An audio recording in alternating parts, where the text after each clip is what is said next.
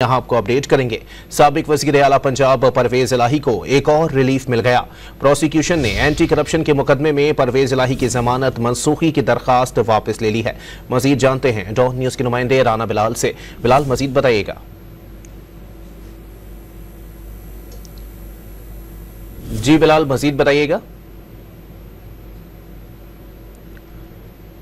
साबिक वज़ीर आला पंजाब परवेज इलाही को एक और रिलीफ मिल गया। प्रोसिक्यूशन ने एंटी करप्शन के मुकदमे में परवेज इलाही की जमानत मनसूखी की दरखास्त वापस ले ली है। लाहौर हाई कोर्ट ने एडिशनल प्रोसिक्यूटर जनरल पंजाब की इस्तदा मंजूर कर ली है। परवेज इलाही पर तरक्याती कामों में खुर्द बुर्द का इल्जाम था। साबिक वज़ीर आला पंजाब परवेज इलाही को एक और रिलीफ मिल गया है। प्रोसिक्यूशन ने एंटी करप्शन के मुकदमे में परवेज इलाही की जमानत मनसूखी की दरखास्त वापस ले ली। लाहौर हाई कोर्ट ने एडिशनल प्रोसिक्यूटर जनरल पंजाब की इस्तदा मंजूर कर ली है। परवेज इलाही पर तरक्याती कामों में मुबैना खुर्द बुर्द का मुकदमा दर्ज किया गया था। आपको अपडेट कर रहे हैं, साबिक वज़ीर आला पंजाब परवेज इलाही को एक और रिलीफ मिल गया।